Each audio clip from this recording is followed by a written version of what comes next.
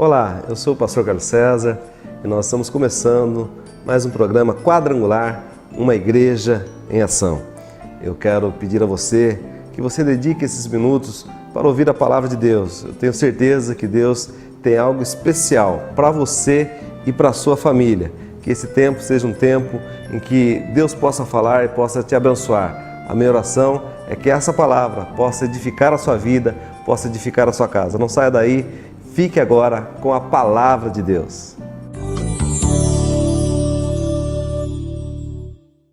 Gostaria que você abrisse a palavra de Deus no livro de 1 Samuel, capítulo 22. Nós vamos ler o versículo 1 ao 5. Depois Davi, retirando-se desse lugar, escapou para a caverna de Adulão. Quando seus irmãos e toda a casa de seu pai souberam disso, desceram ali para ter com ele. Ajuntaram-se a ele todos os que se achavam em aperto, todos os endividados e todos os amargurados de espírito, e ele se fez chefe deles. Havia com ele cerca de 400 homens. Dali passou Davi para Mispe de Moabe e disse ao rei de Moabe: deixa, peço-te, que meu pai e minha mãe fiquem convosco, até que eu saiba o que Deus há de fazer de mim. E os deixou com o rei de Moabe, e ficaram com ele por todo o tempo que Davi esteve no lugar forte. Disse o profeta Gade a Davi: não fiques no lugar forte, sai e entra na terra de Judá.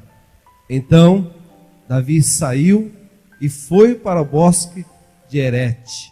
Davi tem alguns momentos. A Bíblia nos fala da subida dele ao palácio, fala das conquistas de Davi, do tempo em que ele foi ungido por Samuel, e aí ele vai ter experiências com Deus. Ele vence leão, ele vence urso, ele está passando por dificuldade, ele pega o urso, ele vence, ele pega o leão, ele vence.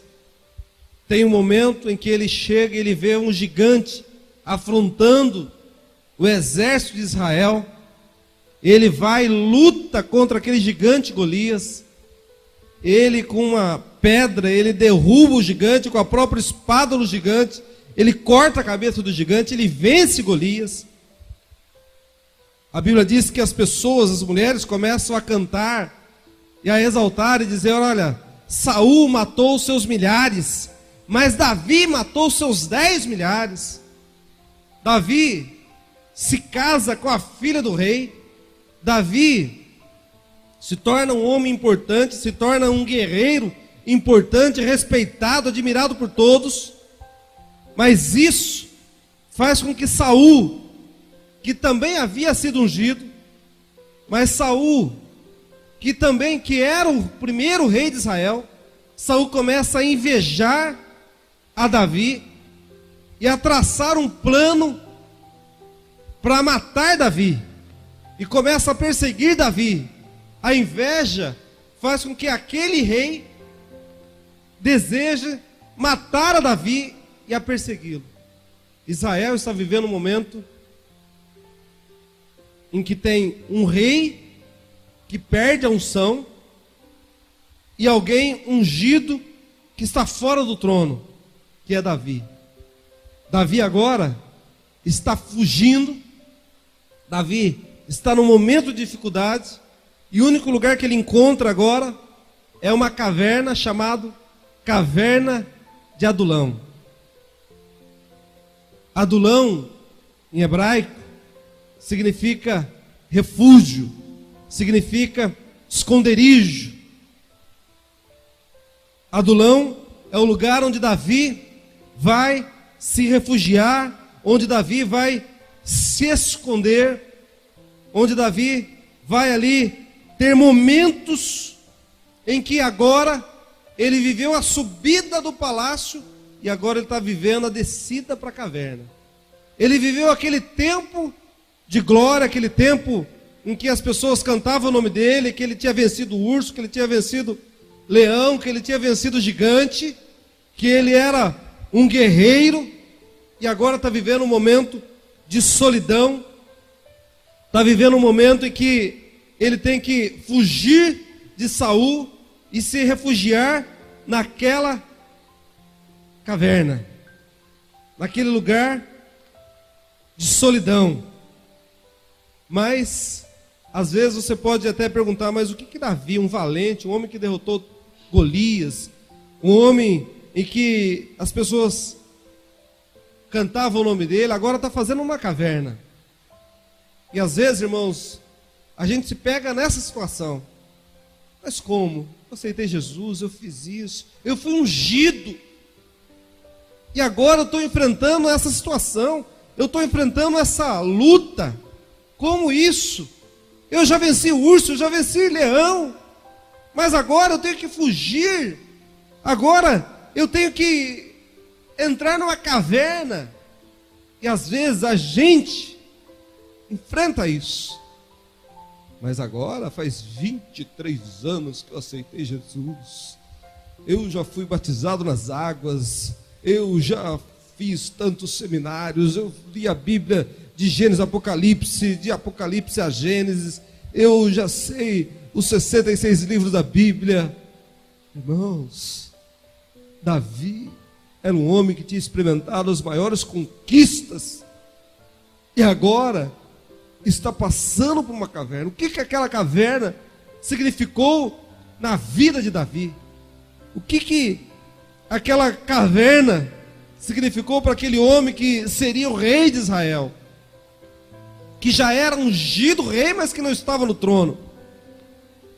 Aquela caverna foi o tratamento de Deus na vida de Davi. Aquela caverna significou um lugar de tratamento. Embora Davi fosse aquele ungido que não estava no trono, e Saul fosse um ex-ungido, porque Saul desobedeceu, porque Saul se achou que ele era o mais, que ele era maior. Às vezes a pessoa acha que uma vez salvo, sempre salvo, e não é bem assim. A Bíblia diz que nós devemos guardar bem aquilo que nós temos, para que ninguém tome a nossa coroa. A Bíblia diz: guarda bem o que tens, para que ninguém tome a sua coroa. Saul, a Bíblia diz que a história de Saul era assim. Na verdade, o povo de Israel tinha Samuel, que julgava o povo. Samuel era um profeta, era o juiz de Israel. Mas aí o povo de Israel começou a olhar os outros reinos, e eles começaram a observar que todos os outros reinos tinham rei. E eles começaram a falar: olha, todo mundo tem rei, e nós não temos rei, e nós queremos um rei. E eles começaram a pedir um rei, e a Bíblia diz que Samuel se chateou com isso. E Samuel vai falar com Deus. Samuel diz: olha, Senhor, esse povo não quer mais a mim, esse povo está me renegando, eles querem um rei. E Deus fala para Samuel: Samuel, não é a você que eles estão rejeitando, mas é a mim. Quando eles rejeitam você, eles estão rejeitando a mim. Mas tudo bem, Samuel, eu vou achar alguém para que você unja para ser rei. E a Bíblia diz que Deus mostrou para Samuel quem ele deveria ungir para ser rei, da onde ele havia nascido, quem era a família dele, quem seria. E Samuel então encontra Saul e unge a Saul. E Saul, às vezes a gente pinta ele como uma pessoa má, mas Saul era um homem que profetizava. Saul era um homem que o Espírito Santo vinha sobre ele.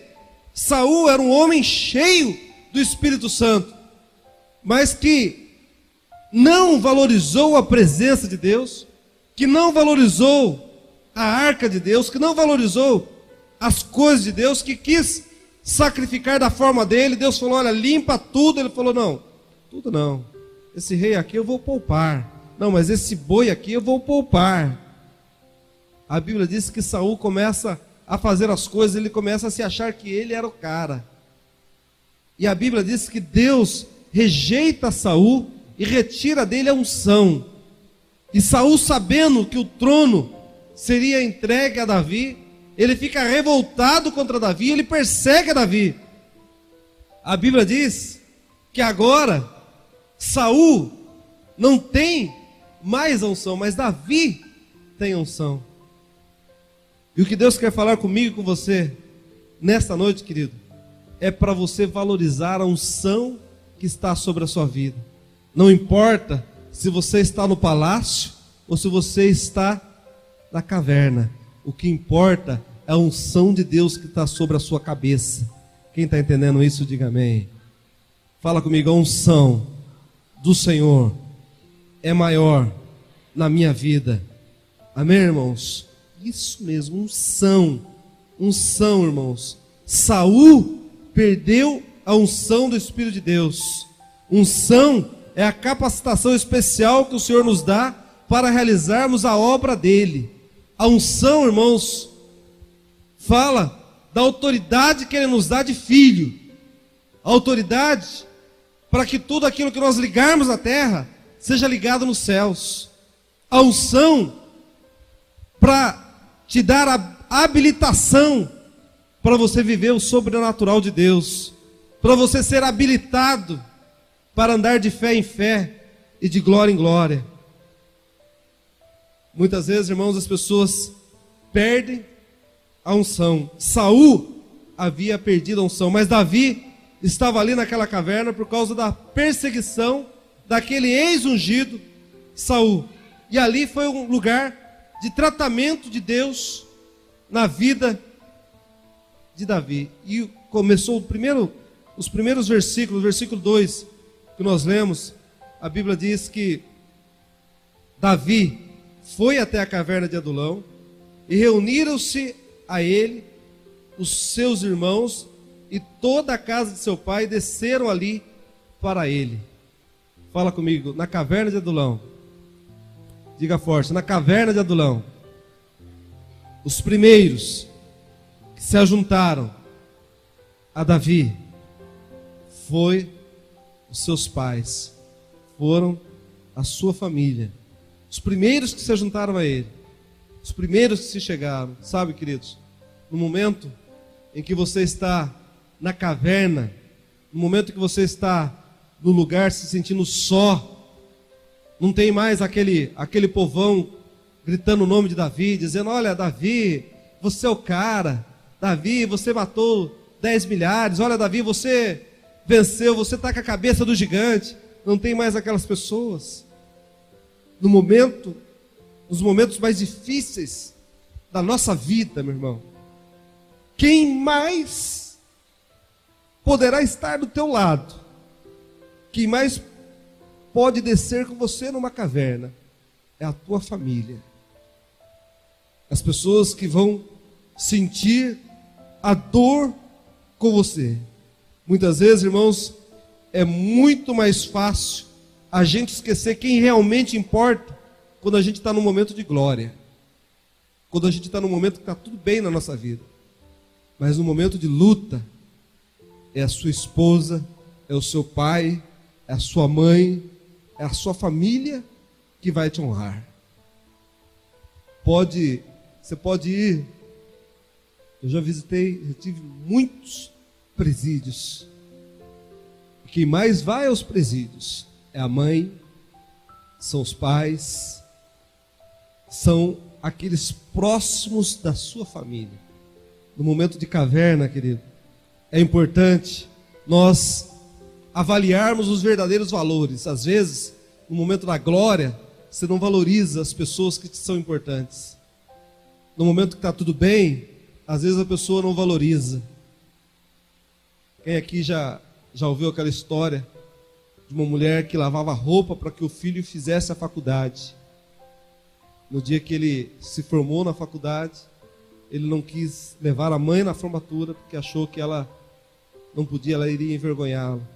No momento que ele está bem, ele não honra a mãe. Mas no momento que ele precisava lá do dinheiro para fazer a faculdade, aí ele precisava dela. Às vezes, as pessoas só valorizam a família só no momento que está na caverna. No momento que está tudo bem, ela esquece. Valorize as pessoas que Deus colocou no seu caminho. As pessoas que são importantes para você. Às vezes Deus nos coloca em cavernas para que a gente possa se lembrar realmente daquilo que importa, dos valores que são caros, que a gente possa descer um pouquinho e falar assim: puxa, eu não posso perder de vista a minha família, eu não posso perder de vista as pessoas que nos são caras, as pessoas que realmente me amam. Amém, igreja? Valorize a sua família.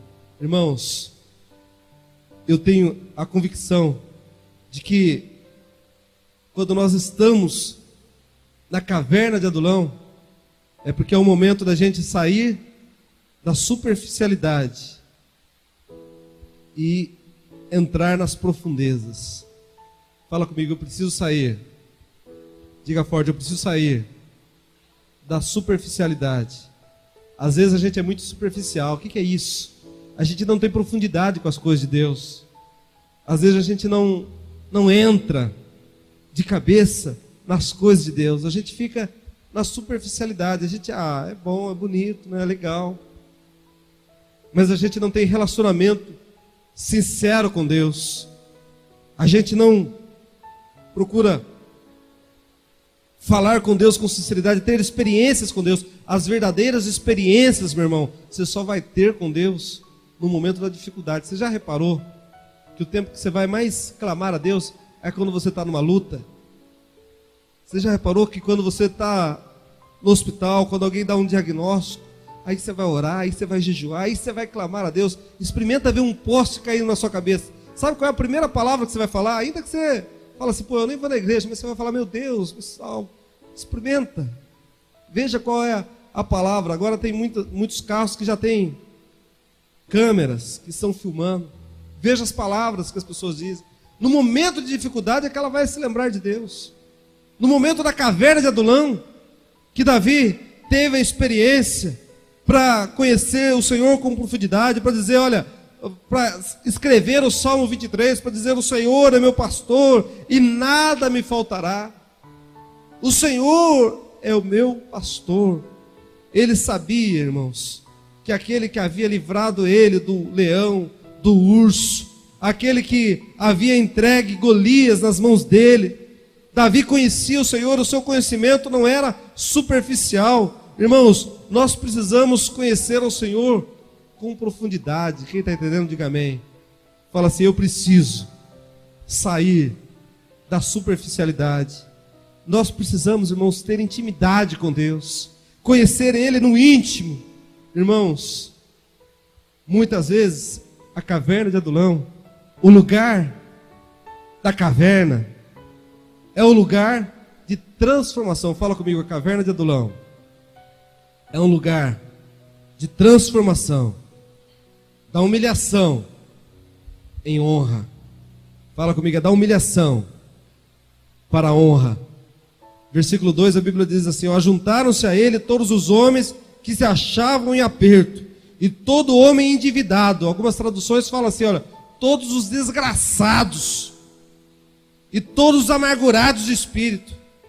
E ele se fez chefe deles, e era com ele uns 400 homens. Olha que coisa. Eu imagino que Davi, talvez se fôssemos nós, talvez se fosse eu, estava numa caverna de Adulão, sozinho, desamparado. Quando ele começa a escrever isso, ele está só. Depois que vem a família dele, junta esses 400. Eu imagino que Davi deve ter falado assim: puxa, eu já estou só, já estou vivendo aqui um momento numa caverna escura. Agora se ajunta a mim todos os desgraçados, os endividados, todos aqueles que estão em apertos. Talvez se fôssemos nós, a gente ia falar assim: olha, quanto mais eu rezo, mais assombração me aparece. O que é isso? Olha o tanto de gente que está se juntando comigo aqui. Olha a situação dessas pessoas. Mas a Bíblia diz que não, que Davi se fez chefe daqueles homens, aqueles homens que eram os desgraçados, aqueles homens que eram os endividados. Irmãos, Davi se fez chefe dele. A caverna de Adulão, aqui tem o próprio simbolismo do próprio Jesus. Lá em Mateus 11, 28, a Bíblia diz: vinde a mim todos vós que estáis cansados e oprimidos, e eu vos aliviarei. Tomai sobre vós o meu jugo e aprendei de mim, que sou manso e humilde de coração. O Senhor espera que você que está cansado, que você que está endividado, que você que está amargurado, que você que está com o espírito angustiado, venha até Ele, venha até Jesus, porque Ele é a nossa rocha, Ele é a nossa caverna, Jesus é o nosso refúgio, e a Bíblia diz que todos aqueles que vêm até Jesus, meu irmão, Jesus cuida, Jesus alivia, Jesus abençoa. Vinde a mim todos vós que estáis cansados e oprimidos, e eu vos aliviarei. Querido, o Senhor tem uma promessa para mim e uma promessa para você. Eu não sei se você está cansado, se você está angustiado, se você está endividado, se você está perturbado, mas Ele está fazendo um convite para você vir até Ele, meu irmão, porque Ele vai aliviar toda a dor da tua alma, toda a aflição da tua alma. O Senhor vai te aliviar em nome de Jesus. A caverna de Adulão é um lugar de transformação. Oh, querido, Deus vai te transformar da humilhação em honra. Quem sabe você está vivendo um tempo de humilhação, um tempo de vergonha, mas esses endividados, esses homens aqui, que eram aqueles mais desprezados da sociedade, eram 400 homens. Esses homens, irmãos, eles vão se tornar depois os valentes de Davi, eles vão se tornar depois os generais de Davi, eles vão se tornar depois os ministros do rei, aqueles homens de confiança do rei. Querido, Deus tem para você, não importa se você está vivendo uma caverna de Adulão, Deus tem para você uma posição de honra. Quem sabe você está vivendo um momento de luta, de dificuldade, quem sabe um vale que você está atravessando, mas ainda que você passe pelo vale da sombra da morte, não tema mal algum, porque o Senhor está com você para te dar a vitória, para fazer de você não apenas um vitorioso, mas mais do que vencedor. E Deus tem para você um tempo de honra em nome de Jesus Cristo, aleluia. Deus tem um tempo de honra, Deus tem um tempo de vitória, Deus tem um tempo de conquista na tua vida.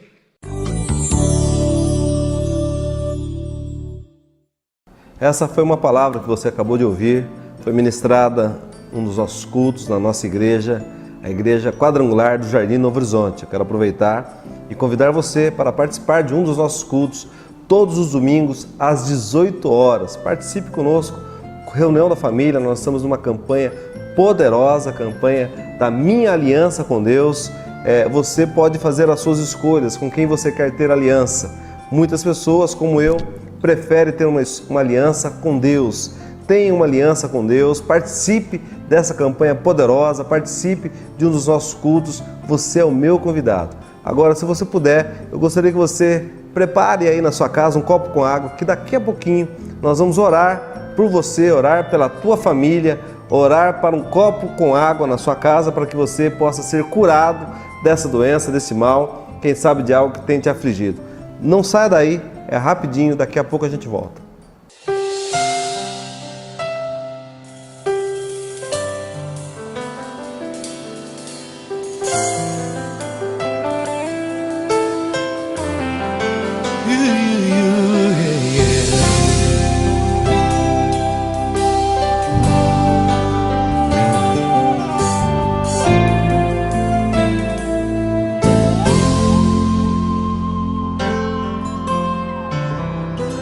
Não importa quem você é, não importa o que você fez, Jesus conhece o seu interior também. Quantas vezes você caiu tentando acertar, mas a tristeza e o desespero te fizeram chorar. Não importa pra onde você foi, se na escuridão da noite Ele apaga o seu passado e não desiste de você. Ele não desiste de você, Ele se importa com você, Ele compreende seu caminhar. Nunca viu amor tão grande assim. Ele não desiste de você, Ele se importa com você, Ele compreende seu caminhar. Nunca viu amor tão grande assim.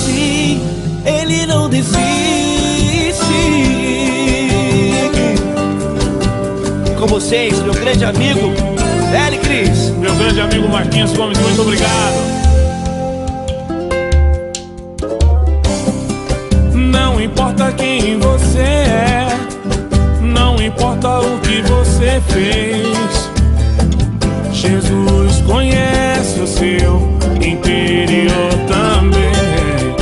Quantas vezes você caiu tentando acertar, mas a tristeza e o desespero te fizeram chorar.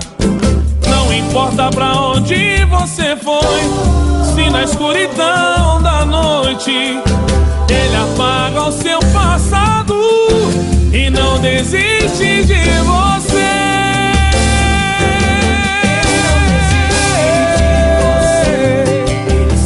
Ele se importa com você, Ele compreende seu caminhar. Nunca vi um amor tão grande assim. Ele não desiste, Ele não desiste. Ele se importa com você, Ele compreende seu caminhar. Nunca vi um amor tão grande assim. Ele não desiste, não desiste, Ele não desiste.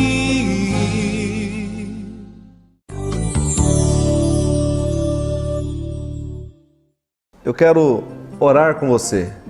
Apanhe esse copo com água aí e nós vamos unir a nossa fé e vamos clamar a Deus, levantar ao Senhor um clamor pela sua vida e consagrar este copo com água agora, em nome de Jesus. Se você puder, feche seus olhos aí e eleve o seu pensamento a Deus. Pai, em nome de Jesus Cristo, teu Filho amado, nós entramos agora, Senhor, na tua presença e eu quero clamar a Ti, em favor dessa pessoa, ó Deus, em favor dessa família que me ouve, que me assiste, por essa emissora de televisão. Deus, alcança essa vida agora, ó Deus, toca, cura, restaura, liberta. Meu Pai, na autoridade do Teu nome, eu me levanto agora contra todo sentimento negativo, ó Deus, todo pensamento de morte, toda sentença contrária. Quem sabe, ó Deus, os médicos já diagnosticaram, ó Deus, de forma negativa, de forma, ó Deus, de que essa doença é incurável. Quem sabe, ó Deus, um câncer, quem sabe, Senhor, uma diabetes, quem sabe,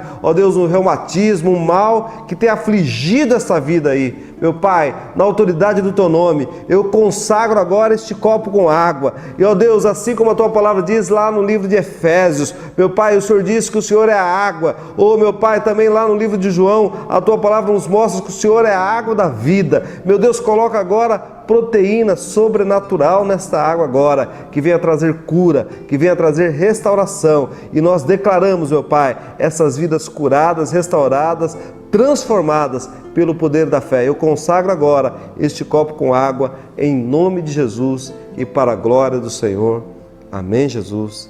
Amém e graças a Deus. Querido, tome agora este copo com água em nome de Jesus.